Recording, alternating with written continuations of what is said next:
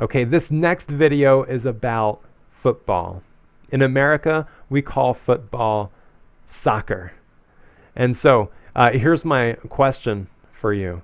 Which team is the world's best men's football or soccer team? Okay, which team is the world's best men's football team? And I think that this is the best question of this episode because even if you have not commented on any other question, a lot of people have an opinion about this question. Now, I realize that Spain and Germany and Argentina have all been doing very well recently. So I will be interested to see your responses to this question. Which team is the world's best men's football team? And in America, we call that soccer. This next video clip shows the Vice President of the United States, Mr. Joe Biden. If President Obama had to stop being president during his term, then Joe Biden, the Vice President, would become the president. In this video, Mr. Biden is talking about his visit to the 2010 World Cup in South Africa. By the way, the winner of that World Cup was, do you remember? It was Spain, España. Now, I believe it's more challenging for English learners to understand Mr. Biden than it is to understand Mr. Obama. So while you listen to this next video, try to focus and concentrate well.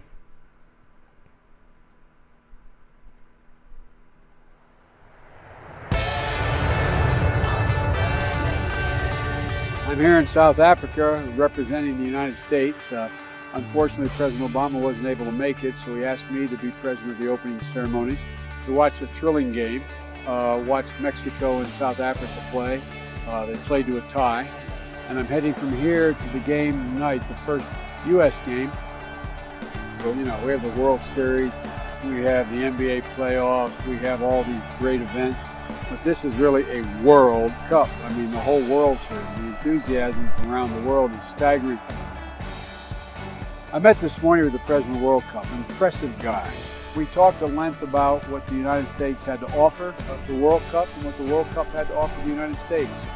And now 25 million Americans are playing soccer. 80% of those folks are young kids, which means that it's only going to grow in the United States. The United States has sold more tickets for U.S. citizens coming to this World Cup than any other country but South Africa, over 130,000 tickets. And so it's really exciting to see the enthusiasm. So I'm hopeful that we have a real clear shot that by the end of this year, getting picked as a site for one of the next two World Cups.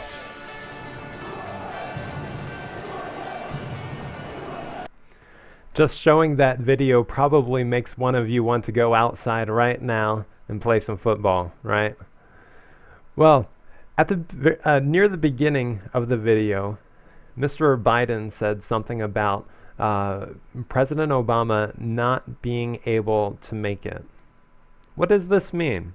What does not able to make it mean? I'm going to show the first couple of sentences again. And if someone isn't able to make it, what does that mean? I want you to figure it out from the context. By the way, this is one of the best ways to improve your English vocabulary.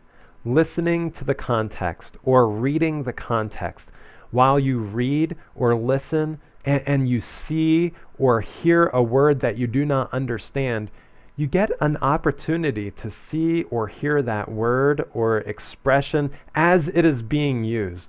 So listen to Mr. Biden using the expression wasn't able to make it or not able to make it, and try to figure out what that means.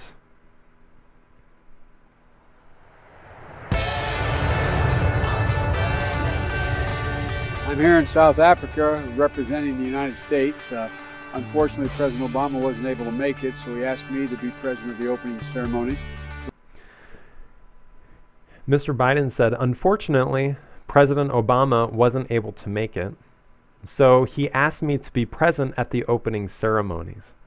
So there's some context there that can help you to understand what it means when someone says not able to make it.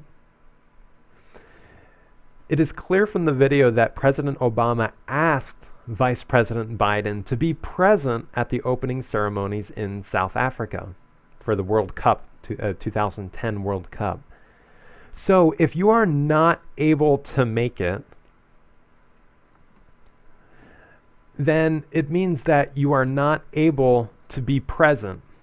You cannot come there or you cannot go there.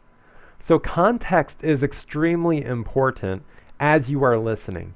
If you cannot understand a new expression, the other expressions and sentences before or after the new expression can help you understand the meaning. By the way, other kinds of context are also important. If you cannot hear what people are saying, you can often look at their facial expressions or some other body language, and you can listen to and see the responses of the other people that they are talking with. So all of these are clues from the context. So use the context as you are trying to learn. Now, which team won the game between Mexico and South Africa? Listen to Mr. Biden's next 4 sentences. Well, before I show that, take a little bit of time to look at this question and understand it. Who won that game between Mexico and South Africa? This is the game that Mr. Biden watched while he was in South Africa. I think that was the first game that he watched. So who won that game? We watched a thrilling game. Watched Mexico and South Africa play. They played to a tie. Mr. Biden said that they played to a tie. So both teams had the same score at the end of the game.